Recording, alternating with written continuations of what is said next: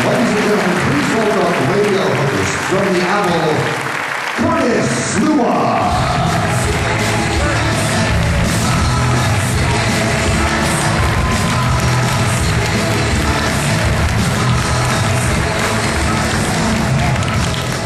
Well, as you can see, out of the many men and women who have ventured here to Las Vegas to speak to all of you, the Americans for Prosperity, I wear the suit of a gladiator, not a suit and a tie.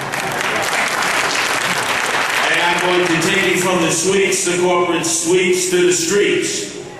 And in many of the things I say in my allotted time, I'm not going to please many people, but you know something? I'm not a politician. I'm not running for office. I have to deal with the realities of life in this country that I'm loyal to, America. Because I'm not loyal to a party, Republican or Democrat. I'm not loyal to a religion. I am loyal to a country that has given me an opportunity to freely not only discuss what I believe, but take it into the streets, bust my shoes, and live America, the land of the free and the home of the brave, to protect the elderly, the infirm, the women and the children, and not to depend on government to do it.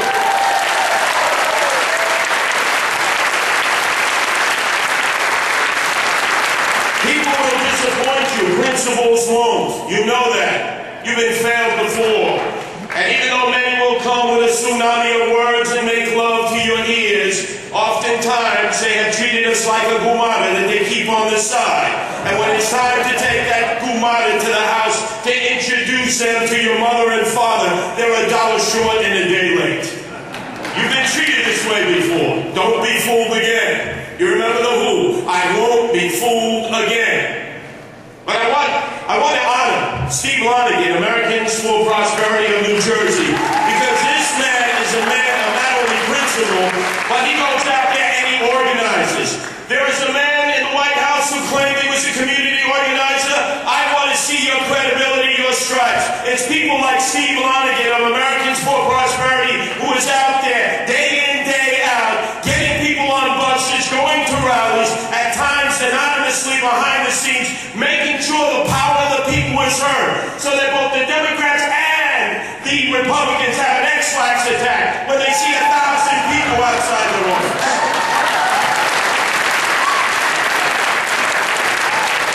But I will disappoint you as a person, and even Steve Lonigan will disappoint you, because we are human beings. Before I came out here, I noticed Chris Christie, the governor of New Jersey, who overall has done a very good job trying to wrestle together a dysfunctional system.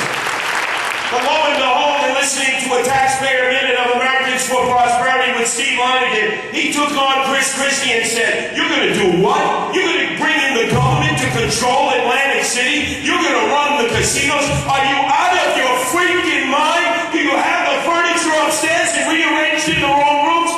Keep government out of Atlantic City."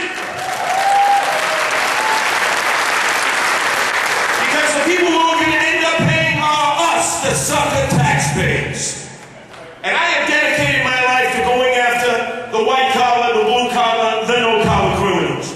The Uzi-toting, dope-sucking, psychopathic killing machines, the geriatric espresso, sipping, psychotic killers of organized crime, and you know how many of the Gambinos and the Gattis tried to make sure that I was room temperature. But let us not exempt the white-collar thugs and criminals who almost imploded America and the world, from Goldman Sachs to Merrill Lynch, who stole from us, the taxpayers, and go out there and gamble with our money. If I cheat and I gamble here at the Venetian, there are cameras on me, there is security. They'll take me out on a daisy chain line and give me silver bracelets. We rewarded them by giving them our money and putting them back into business. We need to treat the white-collar thugs on Wall Street the same way we do the drug-dealing thugs on the streets of America. You commit the crime, make sure they do the time.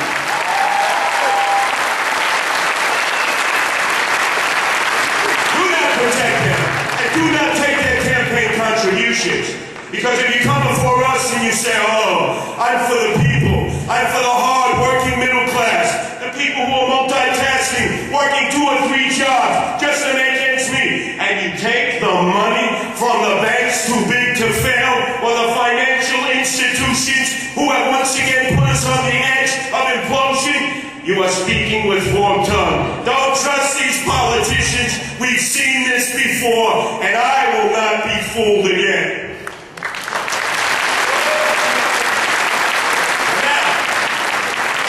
We want to cut taxes. We want government out of our lives. We have this growing debt and deficit, we're all aware of it. But you know something? I'm a free agent. A free agent of thought, and a free agent to do what every rock-ribbed all Americans should be doing. And that is to scrape the barnacles off their backside, turn the boob tube off, and get out into the streets of their community and begin doing many of the things that we have given over to government. Government enables us from the cradle to the grave. They tell us we can't survive without them. Let me tell you this much. Back in 1979, New York City, the economic engine of the world, was on the cusp of fiscal implosion. They wanted to declare Chapter 11. They went to then President Gerald Ford. They said, bail us out. It was the first time I ever heard the term bailout. And the president had chutzpah, had onions, and said, drop dead New York City. I'm a New Yorker. But you know something? The president was absolutely right. The criminals and crooks, elected officials, both Democrats and Republicans, had put their beak in the trough. The lobbyists who wine dined in pocket line was draining the economic life force out of America. And we wanted to be bailed out by taxpayers in Nebraska and Iowa, in California, Nevada, and Texas. And the president said, hell no. Not a penny. Not a nickel, not a dime. It forced New York to get its act together. Fiscal restraint. They had to lay off. They had to furlough.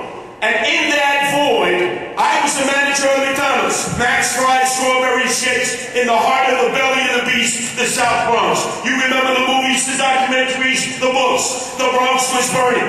People said nothing could be done. They had window shades on their eyes, cotton balls in their ears, and zipper on their mouth. If they could, they would pack their bags and leave New York City and run to Florida and Texas and North Carolina and South Carolina and Arizona. God bless them. They were looking for a better way of life. But I determined at that point that I would fight for what I knew was right.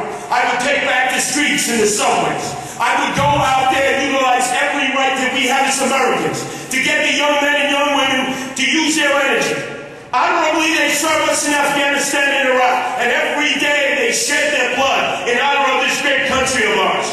And we say the Pledge of Allegiance and sing the national anthem. And we say, America, the land of the free, the home of the brave. And I said, you know something? I want to be brave, and I want Americans to be free. So I organized voluntarily the Guardian Angels. You know the story.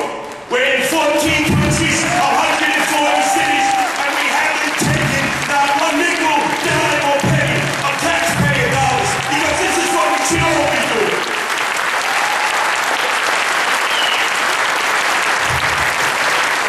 Let me finish up on this note.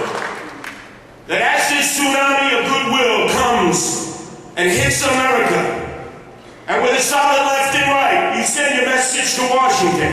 And trust me, they've been on the ropes before. Don't let them off the ropes. They have lied to us, they have cheated us before, they have made love to us, and they have turned their back on us and stuck the shit into us because we've had faith, we've had morality, we've had character, we've had principle. Do not believe in people, believe and fight for the principles. And if we are going to rein in government, we are going to have to step forward and volunteer. One man, one woman can make a difference. One blogger, one activist, one Steve Lanigan, one Curtis Sliwa can change the world and change the way business is done in America. Let me tell all of you, some are watching right now. They're apathetic, they're indifferent. They don't think anything can be done. They believe in the power of a group, and they don't think that anything can be done beyond the group. I stand as an example, as God is my judge, that this great land of ours needs those who are fighters, not quitters, not retreaters, not those who tell us one thing and then in a cold room do another thing. The principle of the people must persevere, and if it means taking back the country, it means going